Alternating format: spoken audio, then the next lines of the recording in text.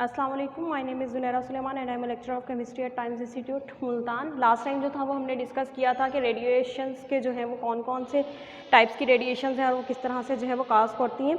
आज हम जो है वो मज़ीद देखेंगे कि जो रेडियो एक्टिविटी होती है उसको हम किस तरह से मैयर करते हैं। लास्ट टाइम हमने डिफरेंट इंटीग्रेशन टेक्निक्स देखी थी, इसके अलावा हमने जो था वो डीके कांस्टेंट देखा था, हाफ लाइफ देखी थी। आज हम देखेंगे कि रेडियो एक्टिव मटीरियल्स जो होते हैं उनकी जो रेडियो एक्टिविटी होती है उसको हम किस तरह से मैयर कर सकते हैं या किस तरह से हम डिटेक्शन कर सकते हैं। Detection of radio active detection है।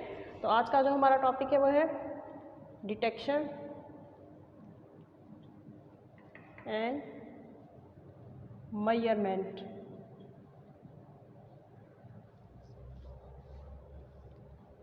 ऑफ रेडियो एक्टिविटी को मेजर और डिटेक्ट किस तरह किया जाता है। उससे पहले कुछ स्पेसिफिक टर्म्स हैं जिनको हम देखेंगे, जिसमें फर्स्ट वन है एक्टिविटी। के एक्टिविटी क्या होता है, जो कि मोस्ट कॉमनली हम डिटेक्शन में यूज़ करते हैं टर्म। एक्टिविटी का मतलब ये है कि एक यूनिट टाइम के अंदर जो है वो कितना रेडियो एक्टिव मटीरियल जो है वो डिके हो रहा है, वो उसकी रेडियो एक्टिविटी कहलाती है। Decaying of a radio active material, decaying of a radioactive material in unit time, वो उसकी रेडियो एक्टिविटी कहलाती है। इसके अलावा सेकेंड टर्म्स होती है वो होती है स्पेसिफिक एक्टिविटी। कि स्पेसिफिक एक्टिविटी किसी भी एलिमेंट की क्या है, रेडियो एक्टिव एलिमेंट की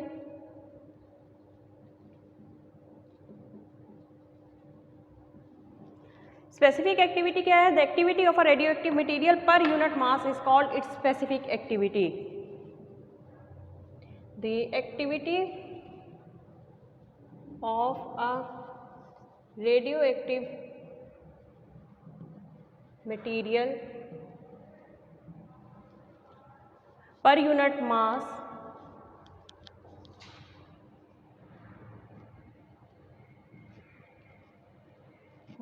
is called its specific activity। अपने मास के लिहाज से पर मास पे जो है वो कितना एक्टिवली जो है वो डिके हो रहा है, वो उसकी स्पेसिफिक एक्टिविटी कहलाता है।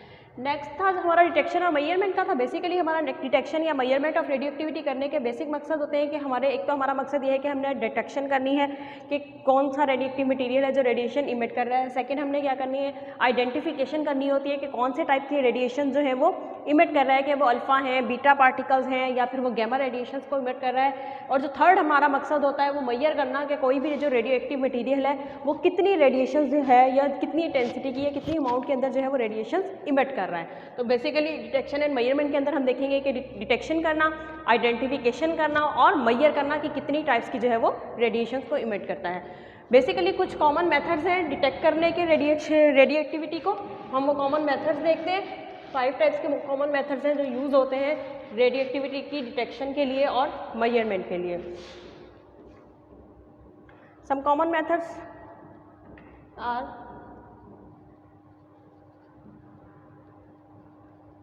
फिर हम वन बाय वन इनकी डिटेल देखेंगे, जिसमें फर्स्ट वन है photographic method. Photographic method. Second जो है वो है गैस आयोनाइजेशन मेथड।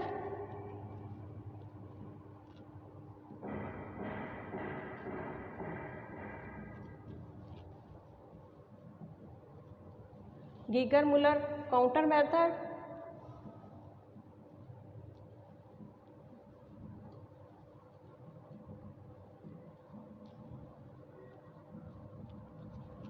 नेक्स्ट जो है वो है सेंटिलेशन मेथड।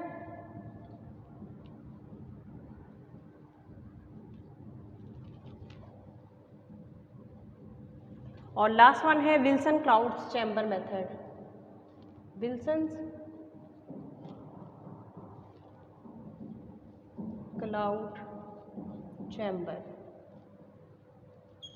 बेसिकली ये कॉमन मेथड्स हैं जो कि हम क्या कहते हैं कि कॉमनली यूज़ होते हैं रेडियो एक्टिविटी की मेजरमेंट के लिए और उसकी डिटेक्शन के लिए। वन बाय वन हम देखेंगे कि कौन से मेथड्स हैं और क्या क्या होता है, जिसमें हम फर्स्ट वन जो देखेंगे वो है photographic method.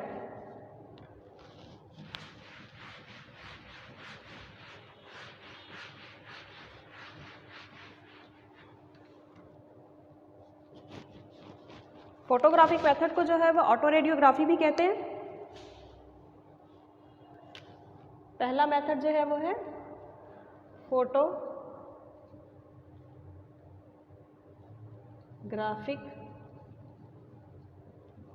Method. Photographic method को हम क्या कहते हैं, इसे हम also known as radio auto radiography,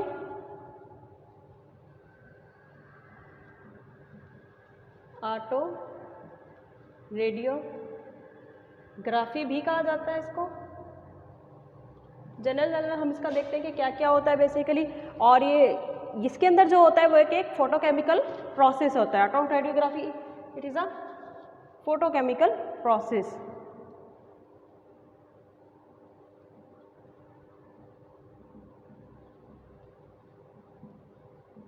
it's a photochemical process कहते हैं हम इसको, ठीक है। एक फोटोकेमिकल प्रोसेस हो रहा है जिसमें हम कह रहे हैं कि रेडिएशंस इमिट हो रही हैं जो कि किसी के स्क्रीन के साथ इंटरेक्ट करके वहाँ पे जो है वो अपना एक इमेज बनाती हैं। Auto radiography is a photochemical process कहते हैं हम इसको।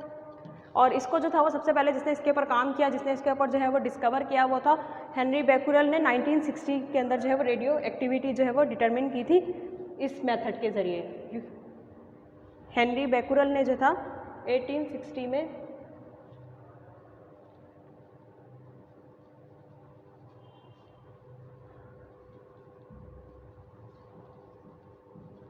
हेनरी बेक्यूरेल ने 1896 में था जो था 1896 में जो था इस मेथड को यूज़ किया था किसी रेडियो एक्टिव मटेरियल की रेडियो एक्टिविटी को फाइंड आउट करने के लिए।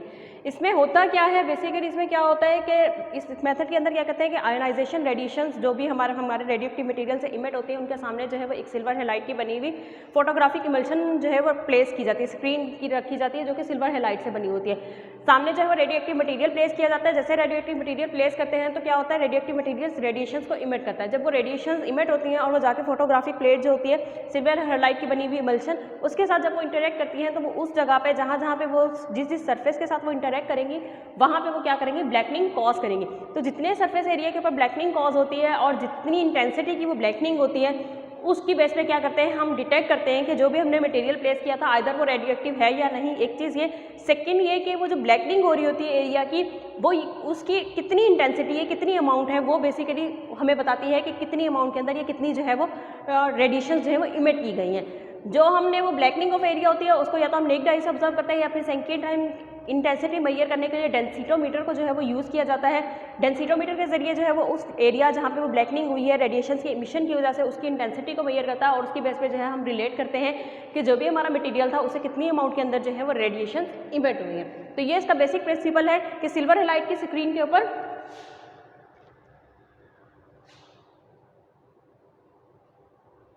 Ionizing radiation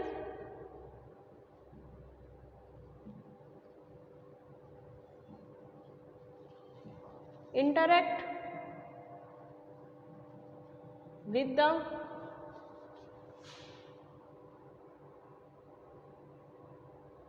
silver halide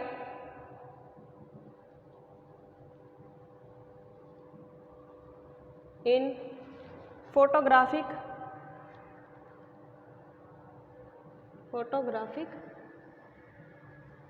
emulsion।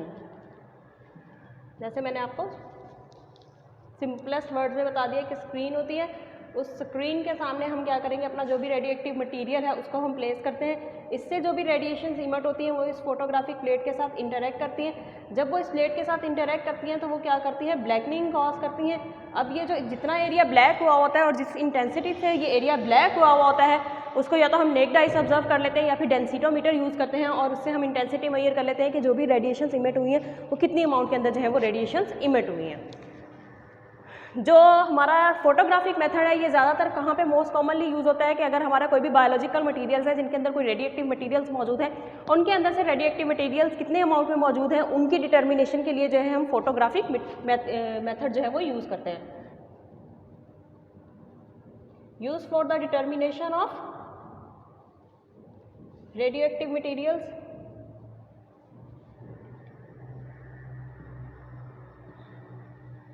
In biological samples. Biological sample के अंदर से डिटर्मिनेशन के लिए यूज़ होता है।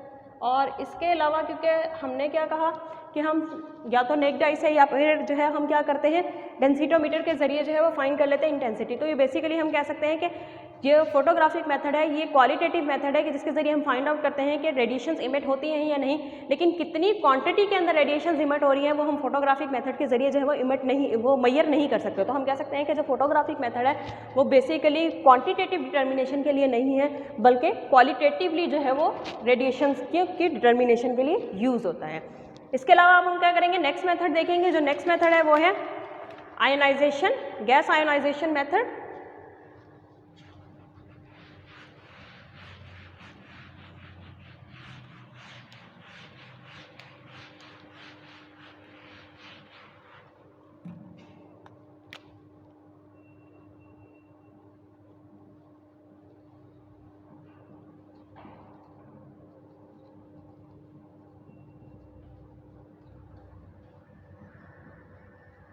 गैस आयोनाइजेशन मेथड के लिए इसकी पहले डायग्राम ड्रॉ करें।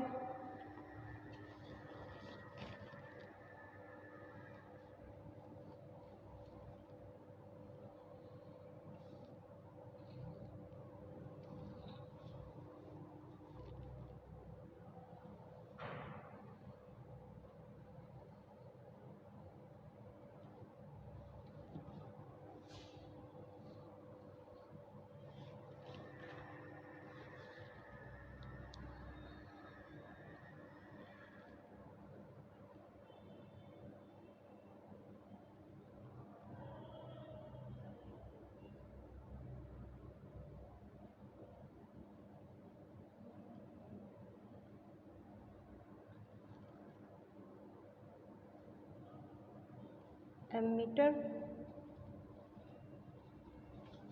पावर सप्लायर,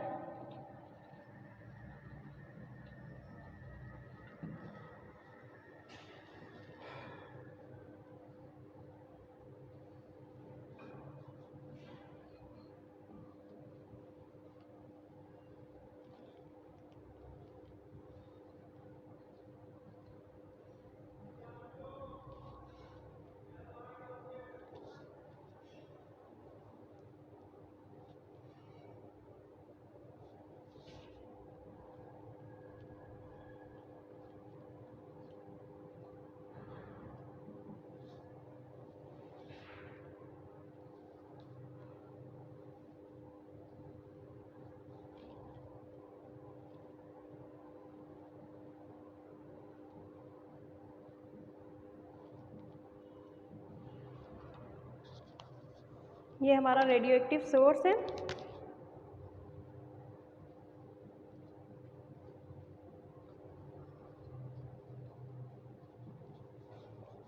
कैथोड, एनोड, यहाँ पे जो ये साइंस हैं पॉजिटिव जो है वो कैटाइंस को शो कर रहे हैं, कैटाइंस या फिर हम जिनको पॉजिटिव चार्जेस कहेंगे। नेगेटिव जो है वो इलेक्ट्रॉन्स को,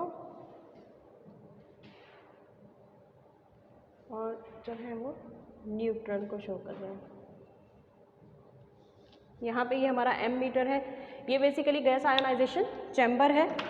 यहाँ पे जो ये शो कर रहा है, जहाँ पे हम कहेंगे कि क्या होती है, हमारी आयोनाइजेशन होती है। अब गैस आयोनाइजेशन मेथड के अंदर क्या होता है कि हमारे पास एक गैस आयोनाइजेशन चैम्बर होता है, जिसके अंदर हम क्या करते हैं कि हमारे कोई भी जो है वो गैस या एयर जो है वो इसके अंदर मौजूद है।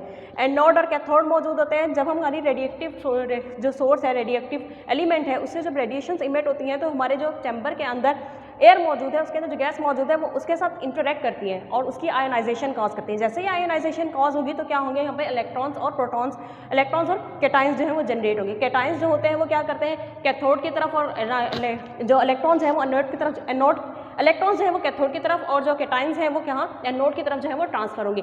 जैसे वो ट्रैवल करते हैं पावर सप्लाई के जरिए हम इलेक्ट्रिक फील्ड बेसिकली अप्लाई करते हैं ताकि जो है वो यहाँ पे जनरेट हो और वो अपने अपने रिस्पेक्टिव इलेक्ट्रोड्स की तरफ ट्रैवल करें। जैसे ही वो ट्रैवल करते हैं तो एज अ रिजल्ट क्या होता है कि पावर जो है वो सप्लाई होती है। पावर सप्लाई होने की वजह से इलेक्ट्रिक करंट जो है वो जनरेट होगा और जितना इलेक्ट्रिक करंट की जो पल्स जनरेट होगी उसको हमारा एम मीटर जो है वो डिटेक्ट करता है। एम मीटर जब डिटेक्ट करेगा तो हमारे पास करंट की फॉर्म में जो है वो शो होगा। जितनी ज़्यादा करंट की अमाउंट होगी वो क्या करेगी डायरेक्टली प्रोपोर्शनल होगी कि कितने नंबर ऑफ आयंस जो है वो जनरेट हुए और जितने नंबर ऑफ आयंस जनरेट होंगे वो डायरेक्टली रिलेट करेंगे कि जो भी रेडियो एक्टिव सोर्स है उससे कितनी रेडिएशन जो है वो इमिट हुई है। अगर तो हमारे पास जो करंट की अमाउंट आएगी वो ज़्यादा आती है, इट्स मीन हमारा रेडियो एक्टिव मटीरियल जो है वो रेडिएशन ज़्यादा अमाउंट में इमिट कर रहा है, ज़्यादा अमाउंट में इमिट कर रहा है, उसकी वजह से ज़्यादा आयोनाइजेशन हो रही है। जितनी ज़्यादा आयोनाइजेशन हो रही है उतना ही ज़्यादा हमारे पास यहाँ इलेक्ट्रिक करंट की जो है वो जनरेट हो रहा है। और अगर हमारे पास इलेक्ट्रिक करंट का जो सिग्नल आता है वो कम आ रहा है, इट्स मीन हमारा रेडियो एक्टिव सोर्स जो है वो कम रेडिएशन इमिट कर रहा है, कम आयोनाइजेशन हो रही है, जिसकी वजह से हमारे पास जो है वो कम यहाँ पे इलेक्ट्रिक करंट जो है वो डिटेक्ट हो रहा है। इस तरह से हम क्या करते हैं कि जो भी इलेक्ट्रिक करंट जनरेट होता है उसको हम डायरेक्टली रिलेट कर लेते हैं कि जो भी हमारा रेडियो एक्टिव सोर्स है उससे कितनी अमाउंट के अंदर जो है वो रेडिएशन इमिट हो रही है। यहाँ पे मैं वन बाय वन आपको जो है वो स्टेप बता देती हूँ कि क्या क्या करते हैं। फर्स्ट हमारा होता है कि ionisation chamber consist of 2 phases. पहला पॉइंट क्या है,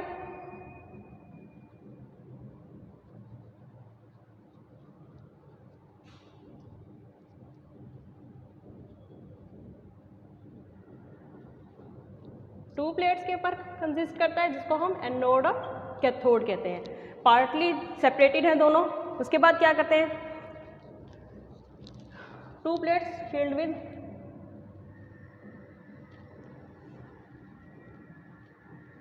एयर, एयर से फील्ड है।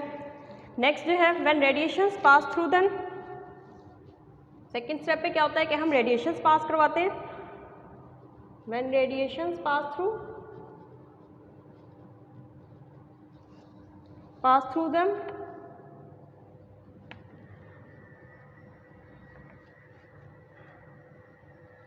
It cause ionisation, ionisation cause करते हैं जैसे मैंने आपको बताया।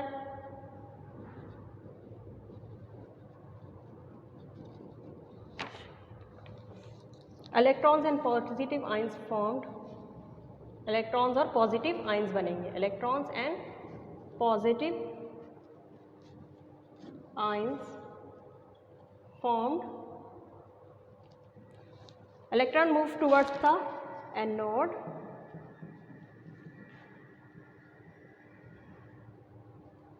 move towards the anode, anode की तरफ जो है हमारे इलेक्ट्रॉन जाते हैं and positive ions towards the cathode, cathode की तरफ जो है वो पॉजिटिव आयंस आते हैं। दस a small current pass between the plates के दरमियान जो है वो करंट पास होता है, जो करंट जो है वो फिर मैयर करता है। Thus a small current is pass between the plate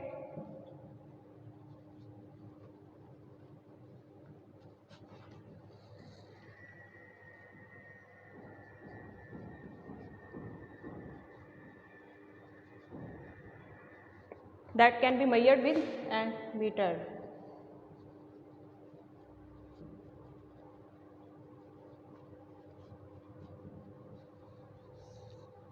metre से जो है हम उस करंट को मेजर कर लेते हैं।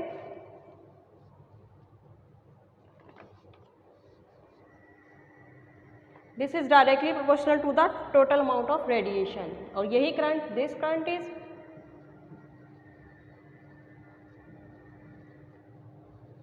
directly proportional to the total amount of radiation। और ये जो गैस आयनाइजेशन चैम्बर होता है इसको हम डोजीमीटर कहते हैं, सॉरी, इसको जो है हम डोजीमीटर भी, ये जो हमारे पास चैम्बर है जहाँ पे आयनाइजेशन हो रही होती है इसको हम डोजीमीटर कहते हैं। नेक्स्ट हम थर्ड इसका मेथड देखेंगे जिसको हम आयनाइजेशन चैम्बर का ही, गैस आयनाइजेशन मेथड का ही एक पार्ट कहते हैं, और इसको भी हम क्या करते हैं कि डिटेक्शन के लिए यूज़ करते हैं। उसको हम कहते हैं गीगर मुलर काउंटर, जिसके ज़रिए हम क्या करते हैं, मुख्तलिफ जो रेडिएशन इमिट हो रही होते हैं उनको मैयर करते हैं और फाइंड आउट करते हैं कि कितनी अमाउंट के अंदर जो है वो रेडिएशन इमिट हो रही हैं।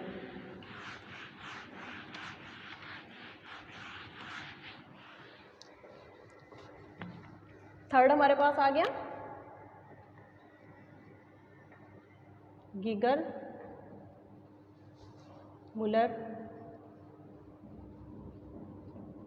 काउंटर। गीगर मुलर काउंटर की भी हम डायग्राम पहले ड्रॉ कर लेते हैं ताकि वो एक्सप्लेन करने में ईजी।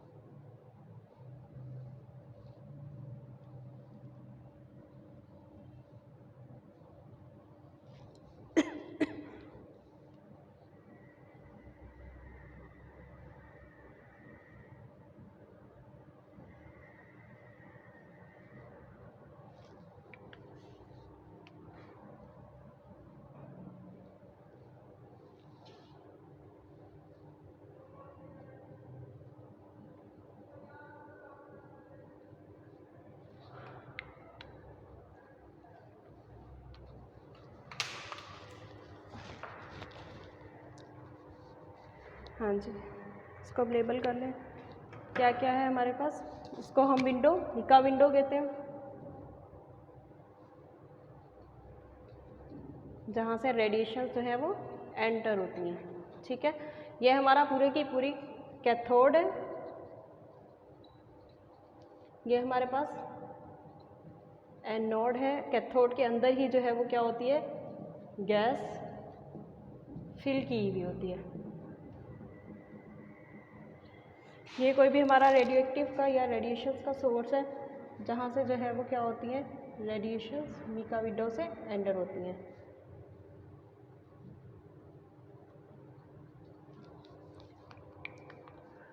टू एम्पलीफायर और recorder,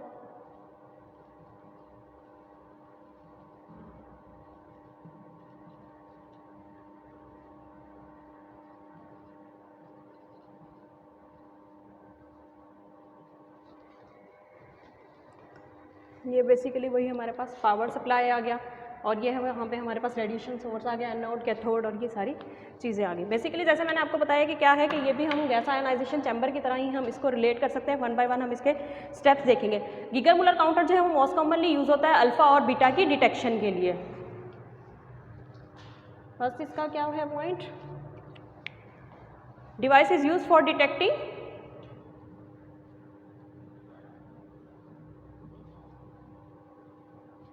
used for detecting alpha and beta particles। Alpha और बीटा पार्टिकल्स की डिटेक्शन के लिए जो है वो हम इस डिवाइस को यूज़ करते हैं। Consist of cylindrical metal tube and a central wire anode. इसके अंदर क्या है पोटैटोस के अंदर देखें कि पूरी की पूरी सिलेंड्रिकल ट्यूब होती है जिसको हम कैथोड कहते हैं और इसके अंदर सेंटर के अंदर हमारे पास क्या मौजूद है, एनोड मौजूद है। सेकंड पॉइंट क्या है, consist of cylindrical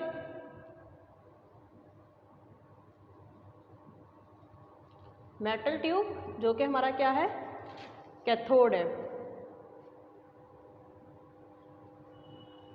and a central wire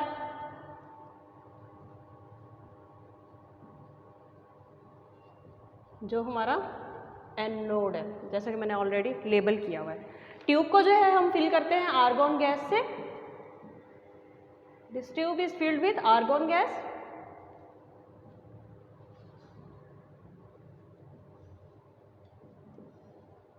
argon gas से जो है हम इसको फील्ड करते हैं और पोटेंशियल डिफरेंस जो है वो दोनों इलेक्ट्रोड्स के दरमियान हम अप्लाई करते हैं।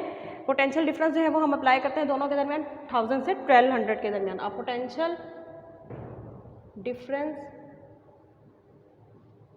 Of about